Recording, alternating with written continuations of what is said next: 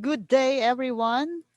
We are now on another blog for video tutorial for Maxima, Minima for the differential calculus. So we are going to discuss one more problem regarding Maxima, Minima.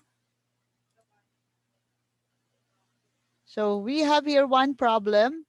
The problem states that the sum of two numbers is 8. We are going to find the minimum value of the sum of their squares. We are given four choices here: A, 32, B, 64, C, 16, and D, 24. So again, the sum of two numbers is 8, and we are going to determine the minimum value of the sum of their squares. So we are going to express x to be one of the number. So one of the numbers is denoted by x. And then the other number, because the sum of the two numbers is 8, the other number can be represented by 8 minus x. So that is the other number.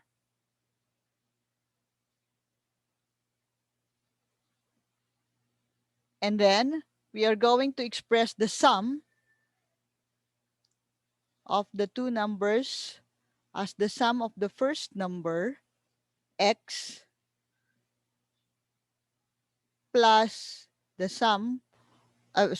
the second number, which is 8 minus x. So remember that the minimum value of the sum of their squares is to be determined. So instead of using only s is equals to x plus 8 minus x, we are going to express s is equals to the square of the numbers. So x will be squared plus 8 minus x shall also be squared. And then we are going to determine the derivative of the sum with respect to x. So the derivatives of x squared, if we are going to express dx of x squared, then we would have, again, by using dx of x to the n, wherein you have n times x raised to the n minus 1. And in this case, the value for n is equals to 2. So that would mean we would have 2x raised to 2 minus 1, which is also equivalent to 1. So that would mean derivative of x with respect to x for x squared is equals to 2x. Then we are going to add the derivative of 8x, 8 minus x. And then we are going to determine the ddx of 8 minus x squared.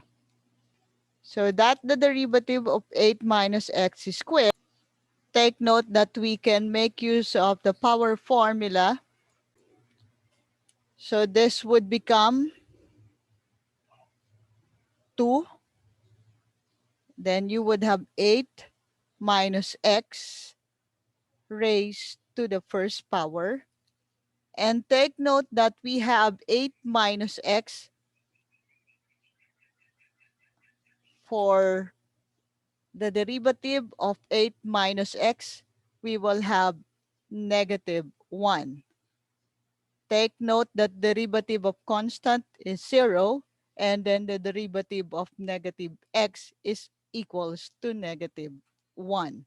So that means the ddx of 8 minus x squared will be equal to 2 times 8 minus x raised to the first power. And then you determine the derivative of 8 minus x. The derivative of 8 is 0. The derivative of negative x is equals to negative 1. Take note that the derivative of 8 minus x is negative 1. Let me express that. If we are going to determine the ddx of 8 minus x, that would be equivalent to derivative of 8 is 0, and then derivative of x is raised to the first power, so that would mean 1 for the numerical coefficient, and then we would have x raised to 1 minus 1, and that would be equal to 0. Any number raised to 0 is equals to 1. So that would mean we would have negative 1 for the derivative of 8 minus x. So we would have negative 1 here to be multiplied to 2 times 8 minus x. So that gives us the value for ds over dx. After this, we are going to equate ds over dx to 0. We equate ds over dx to 0. So we will have 2x plus 2 times 8 minus x times negative 1 is equals to 0. And if we are going to express this again, 0 will be equal to 2x minus 2 times 8 minus x. And then again, expressing the value of 2x minus 2 times 8 minus x, we're going to transpose to the other side one of the terms in the equation.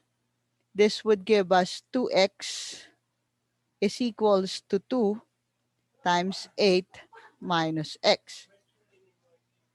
And that would mean we will be able to determine the value of x.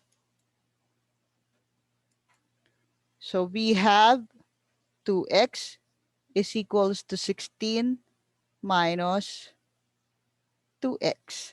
And take note that 2x plus 2x is equals to 16. So we will be able to determine the value of x. So this is 4x is equals to 16, and therefore x will be equals to 4. So after that, we are going to determine the value of the other number. The other number is 8 minus x. So that means we have 8 minus 4. So the other number is 4.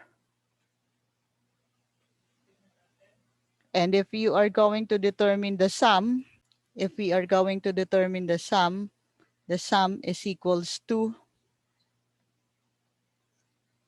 4 squared plus 4 squared.